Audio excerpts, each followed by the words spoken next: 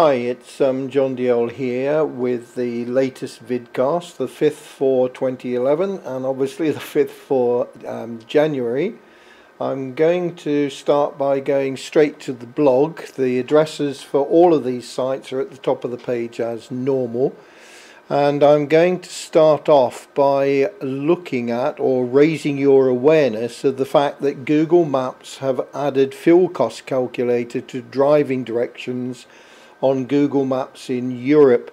It only appears in Europe at the moment and not in the USA, Canada, Australia, etc. If we go to Google Maps, and this is maps.google.co.uk, I've put in directions from home to work here, but what I want you to actually see is the fact that at the bottom of the directions, let's just change this to blue.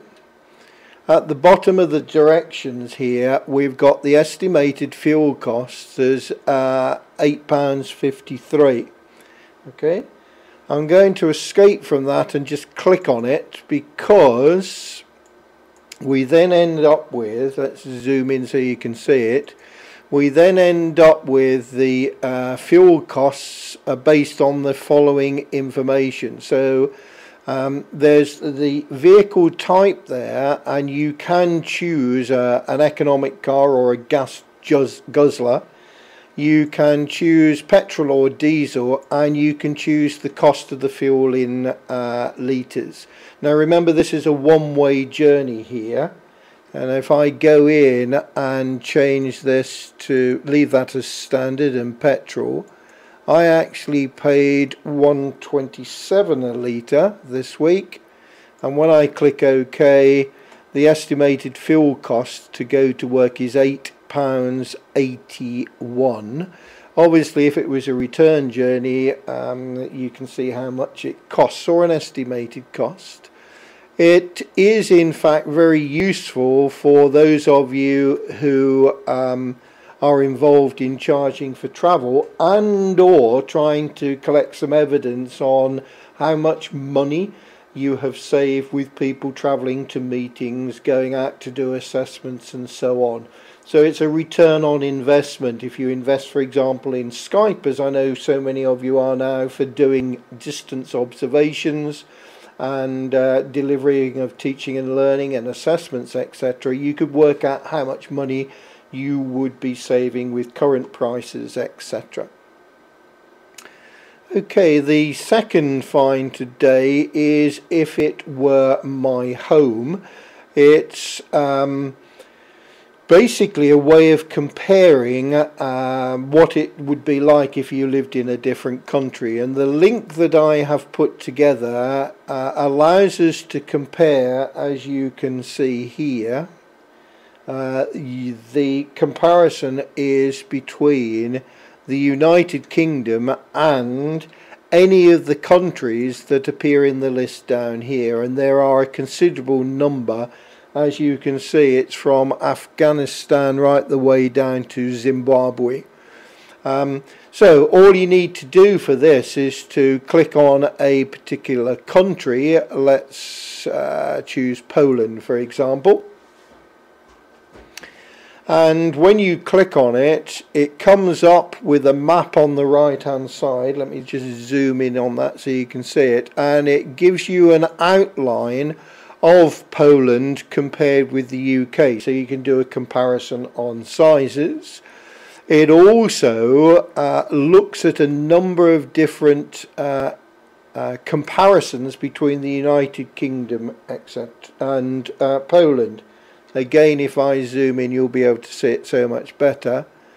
You know, things like consuming 49.24% less oil, make so much less money, the comparison with electricity, the chances of dying in infancy, the money spent on healthcare, how many hours you work a week. Notice they work 18.44% more hours per week.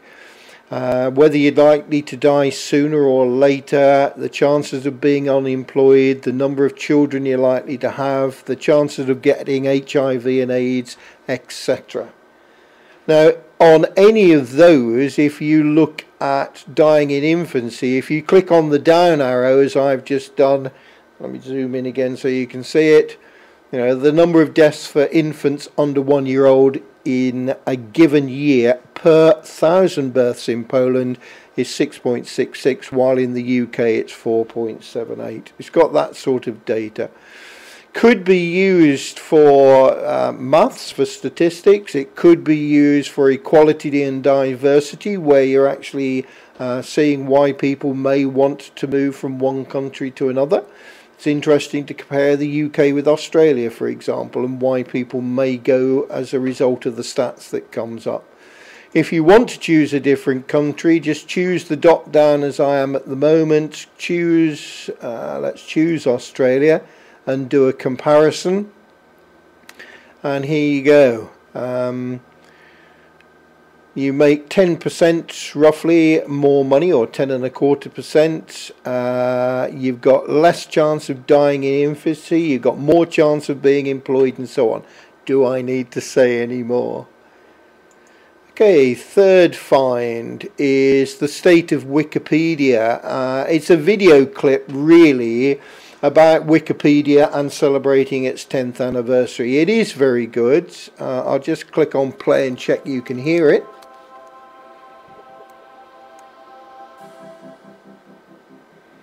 Wikipedia is one of the most important websites on the internet today, but you might be surprised to learn that it began as a side project of another online encyclopedia. That was called Newpedia, to be a traditional encyclopedia written by experts, free and online. But okay, you get the idea of what the video clip is like. It's one of the co-founders is actually doing the voiceover. It's Jimmy Wales. He's the narrator, so that's something worth looking at. Fourth find. I like this. It's TelescopicText, and it's primarily a set of tools for creating and expanding text, and to show how simple sentences can be elaborated and become rich in detail. It's ideal, I would have thought, for helping functional skills, key skills learners develop more complex sentences. You can find the website. There's quite a lot about it there, but at the top, let me just zoom in. At the top here, you have got a link to write. That's where you can produce the text yourselves. There is a link to give you some example texts, and there is sort of the frequently asked questions, etc. in the resources section. It is a free website, but there is, if you really like it and are going to use it a lot, the opportunity to donate so that the person concerned can continue. If I just go into the texts first of all, just waiting for it to arrive, there's an example here, I made tea, and hopefully you can see that. It's grey, so when I click on it at the moment, he says it should open up. There you go. And each word has got a grey letter, so if I click on the I, it changes to yawning. I made tea. Click on tea. I made a cup of tea. Okay, click on cup. Nice cup of tea. Click on that. Strong tea, and so on. And you can see how the sentence expands. And while I'm talking, I'm just randomly clicking on these, and the text gets longer and longer and longer. And it's just a really nice way of putting together a whole paragraph where people can expand and make it more interesting, etc. I'm not going to go any more, but well, actually I will. I will finish it. If it takes a bit too long, then I apologize, but you'll see that that first sentence that we started with has now gone over a screen. One more, two more. There you go. There's the full story. And I'm not going to read it to you. You can do that yourselves. If you click on write and just wait for it to come up. And we'll have to wait for a bit. There we go. You can add your own sentence in here, and then by clicking on individual words you can change, or when you can put in the text that will appear when the learners and or other users click on the words. I actually produced one here. Here it is. My name is John. And if I click on various names, you'll see how that grows. You know, I'm an advisor. Click on Anne, e-learning, and so on. And the link's at the top if you want to have a look at the whole thing. But again, I've just sort of added to it so that it ends up with that final sentence. That's called TelescopicText. As I say, I think it's got lots of uses. And if you register on this website, it will allow you to save and publish the text, and everyone can create and save their own sentences. Okay, next is funding skills. There's been some changes to funding entitlements. The skills investment strategy, which was called Investing in Skills for Sustainable Growth, was published in November 2010. And it announced a number of changes to funding entitlements to take effect in 2011-12. Well, the link on my website takes you to the Funding Skills website, and if you click on the table, let's just close that, if you click on the table, it takes you through to the changes to funding entitlements. This was issued in January 2011, this month, for if you're watching it now. And if you're watching this later, last month or a year ago, whenever it was. But there have been some considerable changes, and I suggest that you may want to have a strategy for dealing with the changes that are included in that document. Penultimate find, newspaper map. It's basically a website for locating and reading newspapers from locations all around the world. It claims, at the time of producing this, to have geolocated more than 10,000 newspapers. There are various ways to access the map, but more than anything else, I suppose, it allows learners to read different perspectives on world events. It's ideal for learners who speak foreign languages to actually catch up with news in their language, or those learning a new language might want to read newspapers in their own language, and to learn what's culturally important to different groups of people. Another, perhaps, equality and diversity resource. If we actually go on to the website, you'll see that there is a whole load of maps. Let me just zoom in.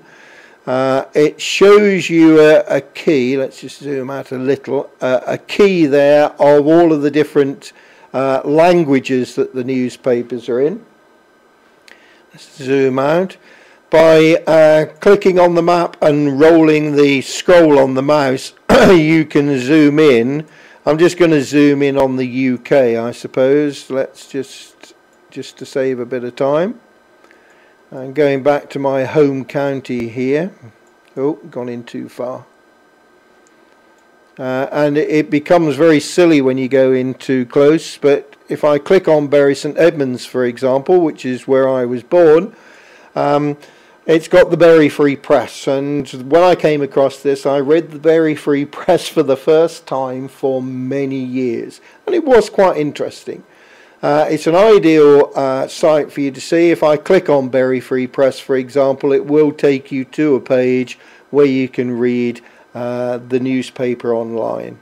By the way, there are the facilities to convert newspapers in Arabic, etc., into English so that you can read it and understand their point of view. And finally, Careersbox. I've not come across this before. I came across it by accident. It's a free online library of careers-related films, news and information. The thing I liked is it shows real people doing real jobs, giving viewers an insight into careers across all sectors and helping them find the right career.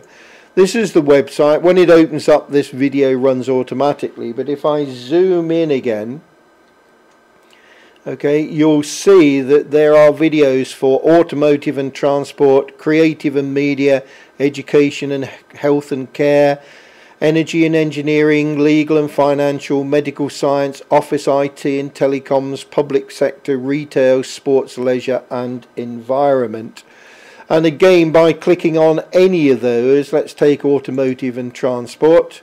I'm going to zoom in again for you. You'll see all of the different companies there that have got videos, or videos of people from those different companies. And on the right hand side where I am at the moment, let's just show you where I am so that you don't miss out. Okay, I'm over here. There are a number, let me just escape, there are 10 pages minimum of different videos. So the first one here is a mobile tyre technician from QuickFit, and if I click play the movie, here we go.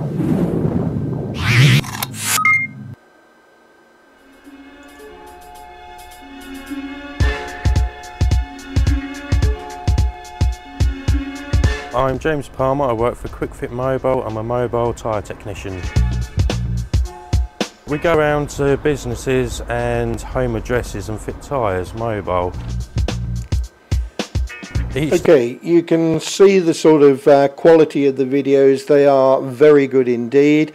There is also a careers information pack that's available from the link on the website that was been at the top of the page. That's basically all for today. I hope there's something there for all of you, and we will talk again soon.